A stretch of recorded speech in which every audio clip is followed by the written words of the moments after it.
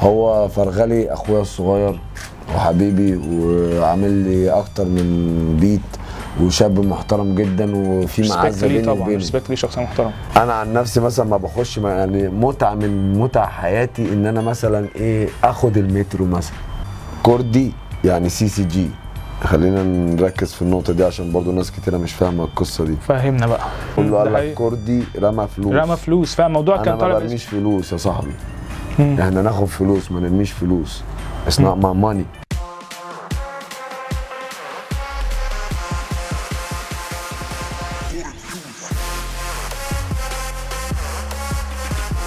بخصوص بقى موضوع الحفلات دي، في حاجه مهمه قوي.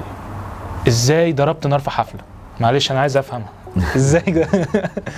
بص انا اقول لك، انا الحفله دي كانت مثلا ممكن تكون سنه 2004 او 2005 حاجه كده. مش فاهم، من زمان جدا بصراحه. انا فكري كان غير، يعني انا كنت شرير شويه، فاحنا كنا في لاين زي ما احنا لاين اب. تمام. في كذا فرقه، واريبيان نايتس وMC امين كده، وانا مكاني في النص. فانا هدفي ان انا جاي اعمل نمره وامشي. انا عايزك بص انت فاكر الكلام ده، بص اهو انت جاي تسالني عليه ليه؟ انت مش هتفتكر الحفله ولا هتفتكر مين كان في الحفله غير مين؟ البرنس حكايه.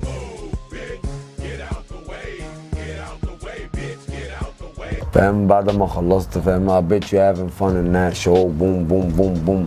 طبعا بقى ايه الحاجات بتتكسر ويرهم ايه قافلين الستاره. خلاص ده خد الحته وجري وانا في حته تانية خالص. we going home. الحفله باظت، ولا اللي بعدينا غنى ولا اي حاجه خالص، ولا اللي قبلينا افتكروه. بس خلاص انا اللي عملت النمر. بقيت انا بقى عملت النمره، بس بقى ايه I became blacklisted for 1 year، اللي هو ما ينفعش اغني هناك. بعدين جابوني تاني ناس صحابنا عشان نعمل حفله، حصل نمره برضو كده تانية. ضربت نار تاني برضو؟ لا ما عملتش حاجه. ناس صحابنا بقى يعني برضو ايه ما كتير بقى، فالسيطره صعب. صح فاهم؟ اللي هو كله برضو عايز ورينا احنا كتير. انا بسالك اغلب الاسئله اللي الناس تبقى عايزه تعرفها، وانت المصدر الاساسي اللي هيجاوب على الحاجات دي، عشان في كلام وفي حوارات كتير قوي مش مقنع ومش حقيقي بيطلع. تمام. زي حوار خليفه الله يرحمه. الله يرحمه. طبعا كلنا عارفين ان كان في بيف بينك وبينه، وكان بيف يعني اعتقد كان من بيف كان غشيم، فيزيكال بيف. فاهم؟ يعني في ناس لحد النهارده تقول لك البيف الوحيد اللي حصل في مصر كان كردي وخليفه. That's true. تمام. ايه السبب الموضوع ده كله؟ يعني هو الموضوع ما كانش له علاقه بالمزيكا تماما. هي كانت علاقه بين CCG، وكان في شباب. الشباب دي كانت يعني اللي هو بيحاولوا يكونوا جزء من CCG، وموضوع اللي هم كانوا مهمشين شويه، فاهم قصدي؟ مع القليل من البرشام. تمام. فدماغهم لعبت معاهم وخسروا، فاهم قصدي؟ كانوا يعني بدون ذكر اسماء بقى، فاهم قصدي؟ لا من غير ذكر. كان ضحيه من الضحايا، يعني هم كلهم اصبحوا ضحايا. في اللي توفى، وفي اللي اتجنن فعلا، فاهم؟ وفي اللي بقى يعبد بوزه وشغلانه، وفي منهم اللي هو خلاص بقى ياكل عيش وشغال ونشوفه يحضننا وبتاع وايه والصعب وخلصت. يعني القصه دي كلها كانت يعني عباره عن حماسه شباب، ناس عايزه تسيطر على ناس تانية فكلت على عينها. بعد البيف ده ما خلص خالص، كانت خناقه وكانت معركه، وفي ناس اتكسرت وفي عربياتهم اتكسرت. ده في فيديو على اليوتيوب ليك وانت بالظبط يعني كان حوار كده. يعني بعد ما الحوار ده خلص بقى في ايه، خلاص ان انت الموضوع خلص، ان انت والCCG فزتوا بهذه الحرب، والناس خلاص ايه طورت عن الانظار. وبعد كده ايه طلبوا نوعا ما من اللي هو خلاص لسكواش ديس بيف وخلاص. وبالفعل انا كان خليفه في الفتره دي كانت ايام الثوره، كانت العمليه خلاص سداح مداح، كان كله انا فاهم. فهم في الفتره دي فكروا كويس، قال لك يا عم ده مفيش رقابه ومفيش اي حد يمنع حد يعمل حاجه، احنا نتصالح. انا ما كانش عندي مشكله ان احنا نتصالح، لان انت اوريدي كنت ايه خلصت الكلام. تمام. وصالحناهم وخلاص مفيش مشكله. بعد كده حصل ان خليفه الله يرحمه توفى. كل الناس نسبت الموضوع ده للسي سي جي او لكل. بالظبط، ده حصل فعلا، الكلام ده كان طلع لان فتره. الموضوع كان قريب، يعني احنا مشكله صلح في موت، فاهم قصدي؟ كله بقى بيقول لك لا دي هم الناس فاهمين بيعملوا ايه وخلوها بشكل حوادث وبتاع. ربك هو العالم.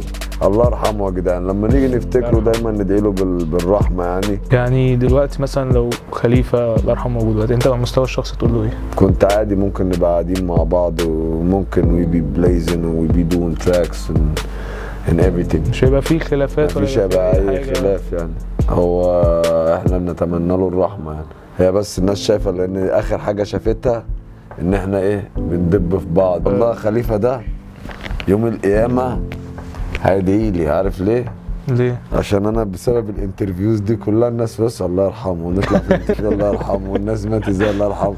الناس كلها عايشه بتترحم عليه، عقبالنا جميعا. ليه كوردي ما ينزلش تراكات كتير؟ بص هو يعني هل برضه الشغل ده ليه تأثير كبير؟ طبعا، بس هي الفكرة ان الفترة دي انا ام سو اكتف. يعني انا زمان كنت بنزل اغاني قليلة، يعني مثلا بمعيار مثلا كل كليب كل سنة مثلا، تمام. انا بهتم بالكليبات اكتر من الاغاني، لان انا مؤمن ان احنا في عصر الناس مش عايزة تسمع بس، هي عايزة تسمع وتشوف. وانا عندي الماتيريال الجميلة قوي وكاملة ان انا اوريك، فاهم قصدي؟ من هاو يو لوك، من كرو يو هاف، من تولز يو جات، فاهم قصدي؟ فانت عندك كذا حاجه انت ممكن اوريدي ايه تتعامل بيها. فانا بهتم بالجو بتاع الكليبات اكتر. طبعا الكليبات بتاخد وقت عبال ما بتتصور وعبال ما بتتمنتج، غير ان انا الناس اللي بتشغلها معايا انا مش شغال مع يعني مخرج معين. يعني مثلا عندك اغنيه 86 اللي لسه نازله دي، ايوه دي مخرج بتاعها ياسر نبيل، واحد صاحبنا ده مخرج في هوليوود، فهو صور الكلام ده في مصر وبقى يمنتج وبيخلص الدنيا فين في هوليوود في امريكا. انا عشان اعمل فيت مع كوردي تمام اعمل ايه؟ بص الفيتشرنج مثلا مع زي ما انت بتسأل مع كوردي، انا في الفترة القديمة كنت عاوز سو بيكي. يعني بالظبط يعني بيكي يعني اللي هو انت بتختار ناس معينة لازم تكون ستايلك، وناس لازم تكون شبهك وكده. وكنت برفض ان انا اعمل مع انواع كتيرة من المزيكا، يعني كنت لا راب بس او بتاع. دلوقتي انا شغال مع ناس بتعمل R&B، ناس بتعمل تراب ميوزك، فاهم، ناس بتعمل اللي هو مش شرط المجال بتاعي. اهم حاجة ان هو يكون عنده تالنت وانا مقتنع بيه. لو انا مقتنع بيه بنشتغل مع بعض طبعا. فانا ليا سعر معين انا بتعامل بيه مع الناس، فاهم قصدي؟ في سواء فيتشرنج او سواء مثلا احنا داخلين مثلا كولابو في هارمي فيرس، في ناس انا بتعامل معاها اللي هو كان فور فري، اللي هو انت صاحبي من زمان واللي هو انت قديم ولينا عشره، فمش هينفع اجي اقول لك انا هاخد منك كذا، فاهم قصدي؟ ايوه بس هو nowadays is strictly business. موضوع يعني بيزنس دلوقتي. هو بيزنس يعني I don't go for free for no one. Like you're gonna go for a concert, you're gonna get paid, you're gonna do this, you're gonna get paid, you're gonna do featuring, you're gonna get paid. كل حاجة ليها سعر. بالظبط. انت ايه رأيك في مامبل راب؟ النيو سكول عموما والطفرة اللي حصلت دلوقتي؟ والله بص يعني هو كده هو ده اللي داير تقريبا في امريكا. يعني اللي هو في امريكا nowadays is like the Middle East is following the era over there. يعني هي العصر دلوقتي، انا كنت في عصر تاني مثلا كان عصر فيه ايزي اي، NWA، ايس كيوب، سنوب دوغ، توباك، فاهم، الناس دي كلها. فكان ليهم ايمج معينه كده is like شكلهم مخيف، دي لوك سيريس، فاهم قصدي؟ اللي هو nowadays is different. This is the media itself. The media changing everything. فبقى العصر دلوقتي انت لما تيجي تتفرج مين اللي مثلا he's taken over مثلا nowadays، كندريك لامار، مش عارف مين تاني، في ليل بامب دلوقتي مثلا الشباب دي مثلا. هو الشباب بتبقى يعني the youngsters دي watching this، هو بالنسبة له هو ده النجم، فانا عايز اقلده، فانا هصبغ شعري احمر، هصبغه ازرق، هصبغه بتاع، فاهم قصدي؟ فهو الناس ماشيه تبع الكالتشر، طبعا ده بالنسبه لي از فاكت اب، فاهم قصدي؟ يعني ايه فاكت اب؟ يعني ما ينفعش، يعني انا لو عندي عيل صغير وبيعمل فاهم اللي هو الموضوع اختلف. يعني دلوقتي الراب بقى اللي هو سكيني جينز والوان وبتاع والقصص دي، القصص دي يعني this is the media right now. بس for me I will never change or I will never be يعني انا هفضل كده. انا هفضل كده، انا ماليش دعوه بقى العصر اتغير فانا بقى ايه، لا انا اروح بقى كردي، انا عايز اعمل نمره فانا هروح رايح صابغ شعر ازرق وهروح لابس جريلز ملونه. This is not me. بص انا جاي اقعد معاك انترفيو اهو. What's up man? I'm ready to hit it lick, you see. You know I'm talking about shit look real homes. اللي هو الموضوع عادي يعني مش جاي فاهم.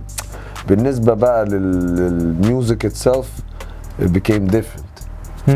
المزيكا نفسها اختلفت، يعني زمان كان الراب او الهيب هوب بيعتمد على الليركس، على الكلام، كان الرابر يقعد يتعب ويكتب كلام، وفي ناس بتكتب كلام اللي هو يعني عميق سو ديب فتقعد تفكر فيه، واللي بيكتب كلام جانجستا واللي بيكتب. المهم كان في الاخر each rapper he have something to say، عندك حاجة تقولها، عندك فلو، عندك ليركس، فاهم قصدي؟ فاهمك. يعني لما تيجي تترجم الليركس مثلا في امريكا، انت انا يلا نشرب ايه ايوه يلا، ده shit is not فاهم، ده shit is whack and garbage. بس in music it sounds really cool for the youngsters or for the new generation. زي المهرجانات، المهرجانات في الاول دي كانت للناس اللي هم ايه الشعبيين. الناس تقول لك يا ايه ده يا عم اللي انت مشغل وطي الصوت ده يا عم، الناس بتتفرج علينا وبتاع والجو ده. بعد كده بقت الناس النضيفه بتسمعها، بعد كده خلاص بقت حاجه عاديه، بيجيبوهم في الافراح وبيعملوا حفلات زي محمد رمضان. انت راجل ممثل ناجح وقشطه، العمليه لعبه معاك، هتعمل اغنيه، هتعمل بتاع بيبل واتش كده هتتسمع مليونز، فمش مشكله يعني، فاهم قصدي؟ بس هو مش شايف نفسه مثلا اللي هو من ارتست، لا هو بعمل اعمال، فاهم قصدي؟ مؤدي اكتر من ان هو يعني مغني. فنان او مغني، فاهم؟ هو ممثل.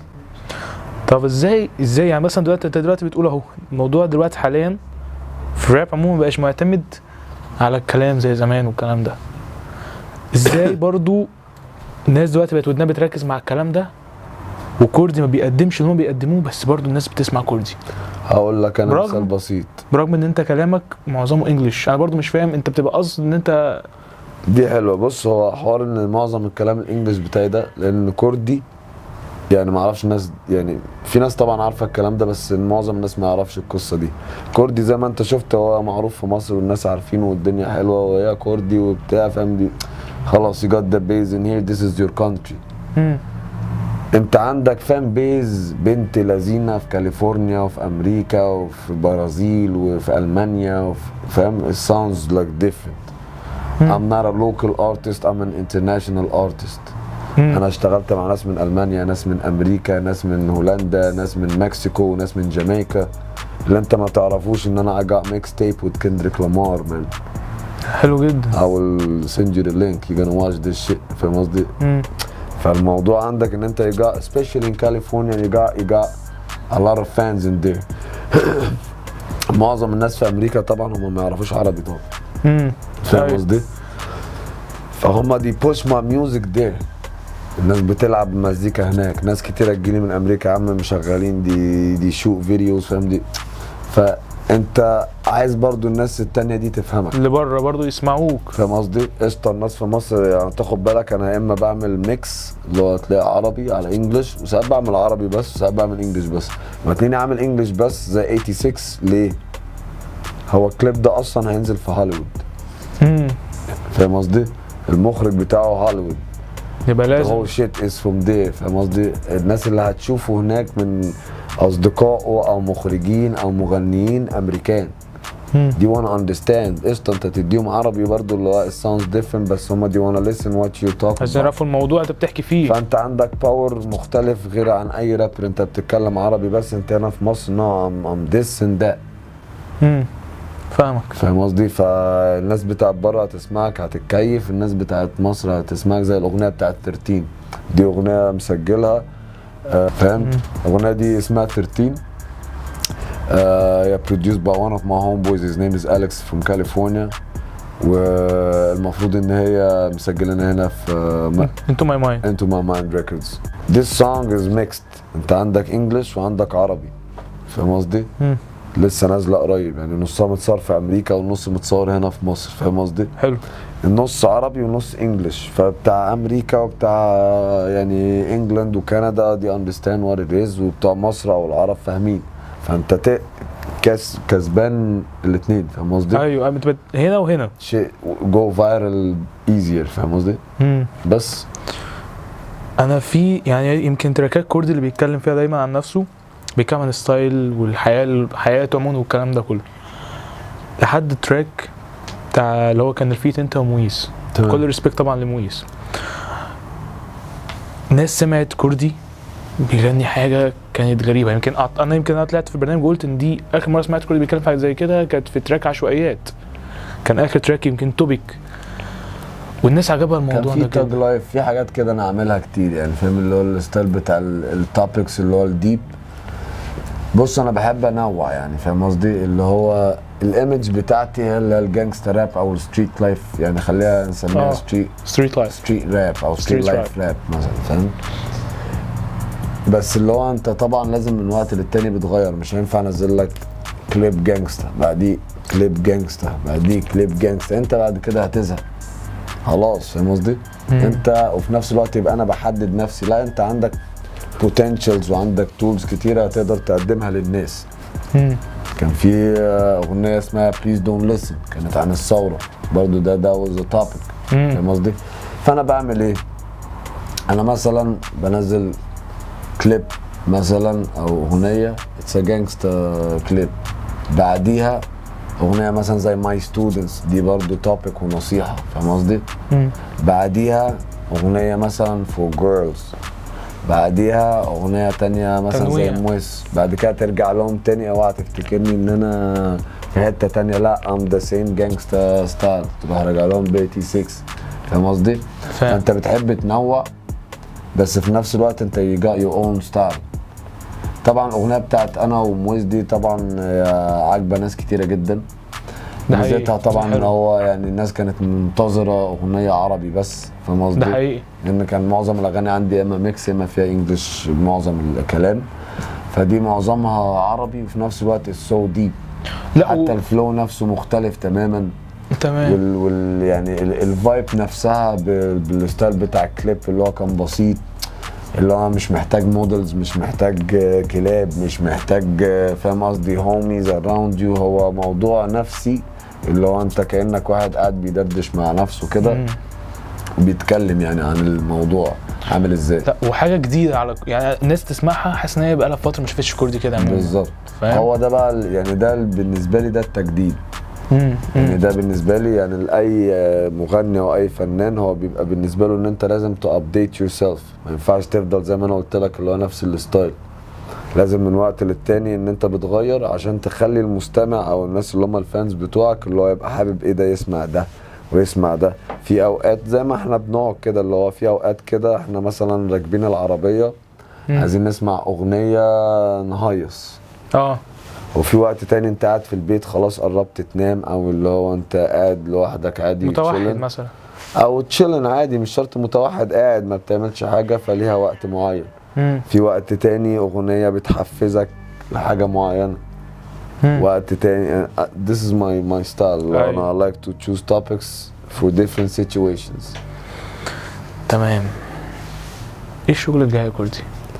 والله في كذا بروجكت يعني احنا بنحضر له اليومين دول. تمام.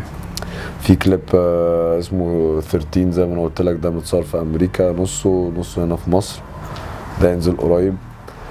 وفي كليب ان شاء الله اسمه Old is Gold. تمام. انا وفيتشن حمورابي من لبنان. حلو. الناس كده افريكا مستنيه التراك ده. ناس كتيرة بقى، هو احنا سجلناه وغنيناه في الحفلة الأخيرة دي، بس اللي هو احنا مستنين المونتاج عشان بيتمنتج في السعودية أصلا مع رائد صاحبي. حلو جدا. في برضو في كليب مع واحد صاحبنا اسمه ياسر المصري من النمسا، برضه بقى نص متصور في النمسا والنص ده متصور هنا. في حفله ان شاء الله يوم 13 11 في الاكاديميه البحريه ان شاء الله في شيراتون. تمام. المفروض زي ما قلت لك في حفله ممكن تبقى في الهالوين اللي جاي ده في بورتو كايرو، بس it's not confirmed. لسه في تفوق، لسه في اتفاق ما حاجات، في تمش. بروجكتس كتيره بصراحه، يعني في documentaries I'm supposed to shoot in it، في انترفيوز زي دي المفروض نصورها تاني برضو مع كذا زميل ليك مختلف، فاهم برضو. كل الريسبكت والاحترام ليهم طبعا. يعني السنه دي فاهم سو اكتف، احنا حفلات شغاله، في انترفيوز شغاله، في تراكات وكليبات شغاله، فان شاء الله خير يعني. يعني قبل 2020 مثلا في بتاع تراكين او في تراكين كمان لكل نازلين. بص هو في اصلا دلوقتي 6 كليبات خلصانين اصلا معايا، فاهم قصدي؟ ممكن انزلهم دلوقتي عادي، بس اللي هو ده بينزل في الوقت، فاهم؟